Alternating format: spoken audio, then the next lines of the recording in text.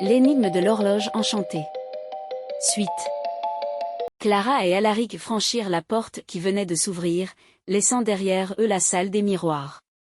Ils pénétrèrent dans un couloir étroit, plongé dans une semi-obscurité. La lumière du médaillon de Clara était leur seul guide, projetant des ombres dansantes sur les murs. « On doit rester sur nos gardes », murmura Alaric, ses yeux balayant chaque coin sombre. Cette épreuve n'était que la première. Clara hocha la tête, serrant le médaillon dans sa main. « Je sais. Mais si nous restons concentrés et unis, nous y arriverons. » Le couloir semblait s'étendre à l'infini. À mesure qu'il avançait, ils sentirent une étrange sensation, comme si le sol sous leurs pieds devenait plus dense, plus lourd. Chaque pas devenait un effort, leurs jambes pesant comme du plomb. « Qu'est-ce qui se passe ?» souffla Clara, commençant à sentir la fatigue l'envahir. « Le temps, » murmura Alaric, les yeux écarquillés. « Le temps ralentit ici. C'est l'une des épreuves de la lumière. Nous devons nous battre contre cette magie. » Clara se concentra de toutes ses forces, essayant de contrer l'effet de ralentissement. Elle pensa à son père, à sa maison, à tous les moments heureux qu'elle avait vécus. Peu à peu, elle sentit une chaleur réconfortante l'envahir, comme un feu intérieur qui chassait le froid du ralentissement. « Concentre-toi, Alaric », l'encouragea-t-elle. « Pense à ce qui te rend heureux, à ce pourquoi tu te bats. » Alaric ferma les yeux, se concentrant sur le visage de son frère, ses rires partagés, leur jeu d'enfance. Il sentit ses forces revenir peu à peu, et ensemble, ils réussirent à avancer plus vite, le ralentissement s'estompant autour d'eux. Ils atteignirent finalement une grande salle, illuminée par une lumière douce et apaisante. Au centre de la pièce se trouvait un autel de pierre, sur lequel reposait une sphère de cristal. À l'intérieur de la sphère, une petite étoile brillait intensément, pulsant avec une lumière argentée. « Nous devons l'atteindre, » dit Alaric, s'approchant prudemment de l'autel. « Peut-être que cette étoile est la clé de notre prochaine étape. » Clara hocha la tête et s'avança à ses côtés. Alors qu'il atteignait l'autel, la lumière de l'étoile s'intensifia soudainement, les aveuglant presque. Une voix résonna alors dans la pièce, profonde et éthérée. « Vous avez fait preuve de courage et de détermination, » dit la voix. « Mais pour progresser, vous devez prouver votre cœur pur et vos intentions sincères. » Alaric et Clara se regardèrent, incertains de ce qu'ils devaient faire. « Comment prouverons-nous cela ?» demanda Clara à la voix. Un silence s'ensuivit, puis une silhouette apparut dans la lumière. C'était une jeune femme, habillée de robes blanches qui flottaient comme des nuages autour d'elle. Ses yeux étaient d'un bleu clair, presque translucide, et un sourire doux illuminait son visage. « Pour prouver votre cœur, » dit-elle doucement, « vous devez vous ouvrir l'un à l'autre, révéler vos plus grandes peurs, vos secrets les plus profonds. Seuls ceux qui sont purs de cœur peuvent avancer. » Clara sentit une boule se former dans sa gorge. Révéler ses plus grandes peurs? Elle n'était pas sûre d'être prête à ça. Mais elle savait aussi qu'elle n'avait pas le choix si elle voulait retrouver son père. Elle prit une grande inspiration.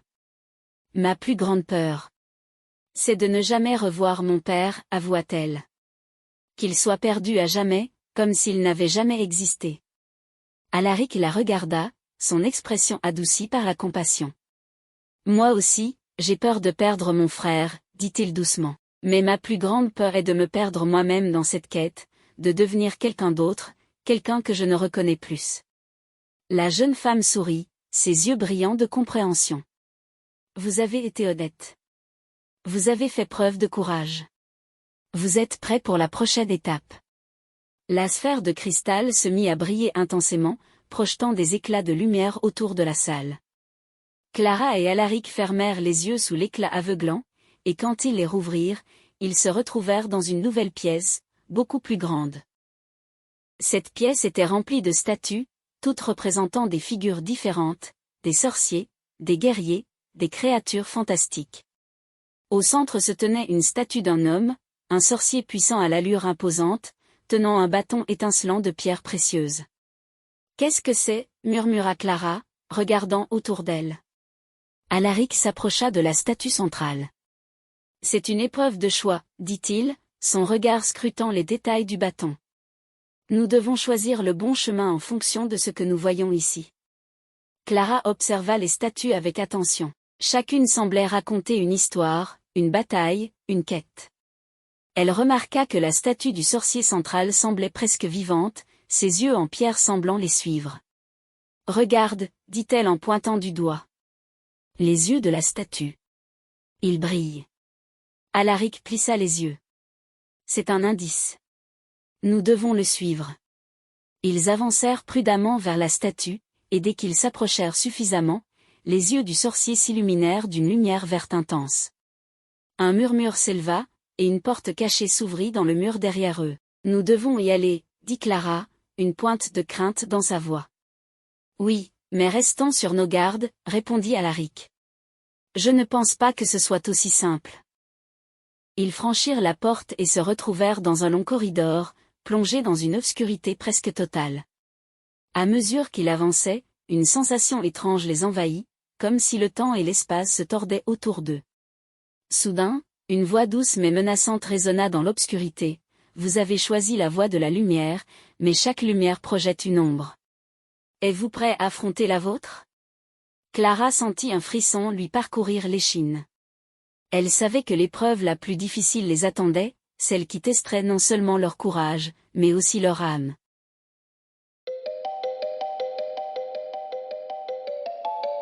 Clara et Alaric avancèrent dans le couloir sombre, leurs pas résonnant dans le silence oppressant.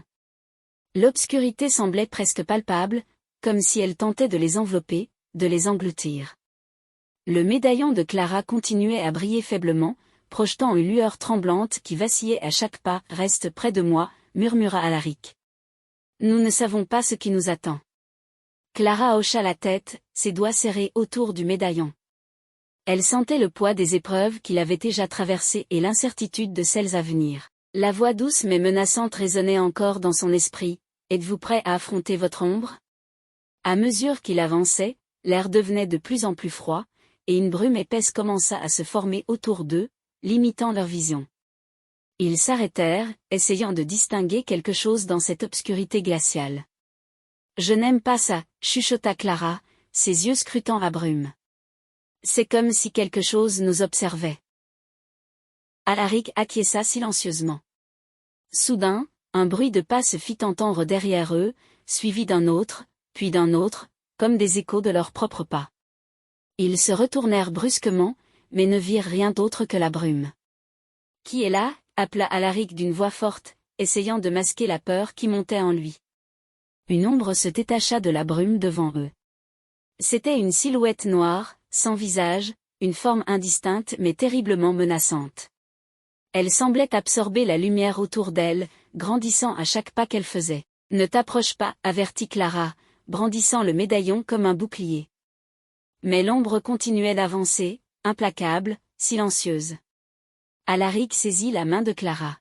« C'est notre propre ombre, » murmura-t-il. C'est ce que la voix voulait dire. Nous devons l'affronter. Nous-mêmes. Clara le regarda, perplexe. Comment pouvons-nous combattre quelque chose qui fait partie de nous ? En acceptant ce que nous sommes, répondit Alaric, le regard fixé sur l'ombre qui s'approchait. Nous devons reconnaître nos peurs, nos défauts, nos erreurs. Si nous fuyons, elle grandira. Si nous l'ignorons, elle nous détruira. Clara comprit ce qu'il voulait dire. Elle prit une grande inspiration et se tourna vers l'ombre. « Je sais ce que tu es, » dit-elle d'une voix forte et claire. « Tu es mes doutes, mes peurs, tout ce que je crains de devenir. Mais je ne te laisserai pas m'arrêter. » L'ombre sembla hésiter, vacillant légèrement. Alaric fit de même. « Je sais que tu représentes mes erreurs, mes échecs, tout ce que je redoute, » dit-il. « Mais je ne fuirai pas. Je t'accepte. » À ces mots, l'ombre commença à rétrécir, sa forme indistincte se dissolvant lentement dans la brume. La lumière du médaillon de Clara se mit à briller plus fort, illuminant le couloir sombre et dissipant la brume. Les deux amis sentirent une vague de soulagement les envahir. La salle devant eux s'illumina soudainement, révélant une porte ornée de motifs complexes, gravés de runes anciennes qui brillaient d'une douce lumière dorée. « Nous avons réussi, » murmura Clara, un sourire soulagé se dessinant sur son visage. Nous avons affronté notre ombre. Alaric hocha la tête, le cœur battant encore à cause de l'épreuve qu'il venait de surmonter. Oui, mais il reste encore des défis à venir. La voie de la lumière n'est pas encore terminée. Ils s'approchèrent de la porte ornée, et dès qu'ils posèrent leurs mains sur elle, les runes s'illuminèrent d'une lueur éblouissante. La porte s'ouvrit lentement, révélant une nouvelle pièce. Cette pièce était différente de tout ce qu'il avait vu jusqu'à présent. Elle ressemblait à une bibliothèque, mais pas une bibliothèque ordinaire. Les étagères étaient immenses, s'élevant jusqu'au plafond, remplies de livres anciens et de parchemins. Une grande horloge ancienne trônait au centre de la pièce, ses aiguilles tournant lentement dans des directions opposées. « Regarde cette horloge, dit Clara, s'approchant avec prudence. C'est comme si elle était enchantée. » Alaric s'approcha également, examinant l'horloge de plus près. Les aiguilles tournent en sens inverse. Le temps recule ici. Clara regarda les livres autour d'eux. Peut-être que l'horloge est la clé. Elle semble liée à cette bibliothèque. Si le temps recule, peut-être devons-nous trouver un moyen de le remettre en marche. Ils commencèrent à explorer la bibliothèque, feuilletant les livres et les parchemins à la recherche d'indices. Chaque livre semblait raconter une histoire différente de personnes qui avaient tenté de résoudre l'énigme de l'horloge enchantée. Certains avaient réussi, d'autres avaient échoué et s'étaient perdus dans le temps. « Il y a tellement de livres, murmura Clara, feuilletant un vieux grimoire aux pages jaunies. Comment savoir lequel nous guidera ? Alaric se tourna vers l'horloge. Peut-être que ce n'est pas une question de livres, mais de choix. Nous devons décider quel temps restaurer, quelle histoire suivre. Soudain, la voix douce mais menaçante résonna à nouveau dans la pièce. Chaque livre est une histoire, chaque histoire un choix. Choisissez sagement, car une fois le temps rétabli, il ne peut être changé. Clara et Alaric se regardèrent, réalisant l'importance de leur prochaine décision. Devraient-ils restaurer le temps et risquer de revivre les mêmes épreuves, ou trouver une nouvelle voie, une nouvelle histoire qui pourrait les mener plus près de leurs proches? Alaric prit un livre au hasard sur l'étagère, ses yeux parcourant les mots gravés en lettres d'or, les chroniques des voyageurs perdus. Peut-être que c'est ce que nous cherchons, dit-il. Cela pourrait nous donner un indice sur la façon de sortir de cet endroit. Ou nous piéger encore plus profondément. Clara le regarda, puis l'horloge, ses aiguilles continuant de tourner en sens inverse. Nous devons prendre le risque, dit-elle avec détermination. Nous sommes venus trop loin pour abandonner maintenant. Elle tendit la main pour ouvrir le livre, et au moment où elle l'ouvrit, une lumière éblouissante s'échappa des pages, les enveloppant dans une douce lueur dorée. « Prépare-toi, murmura Alaric. Peu importe ce qui arrive, nous devons rester ensemble. » Le monde autour d'eux commença à se transformer, les murs de la bibliothèque se dissolvant lentement, révélant une nouvelle scène. Ils se retrouvèrent sur une colline, au sommet de laquelle se dressait une immense horloge de pierre, les aiguilles immobiles cette fois, figées dans le temps. « C'est ici, murmura Clara. C'est ici que nous devons faire notre choix final. » L'horloge de pierre semblait les attendre, ses aiguilles pointant vers une direction inconnue. Ils savaient que le prochain choix qu'ils feraient déterminerait non seulement leur avenir, mais aussi celui de leurs proches. Alaric serra la main de Clara, son regard déterminé. « Alors faisons-le ensemble, dit-il. Peu importe ce qui arrive, nous trouverons notre chemin. » Clara hocha la tête, un sourire confiant se dessinant sur ses lèvres. « Oui. Ensemble. » Et alors qu'ils s'approchaient de l'horloge de pierre, prêts à faire face à leur destin, ils savaient qu'il était prêt pour la prochaine étape de leur incroyable aventure.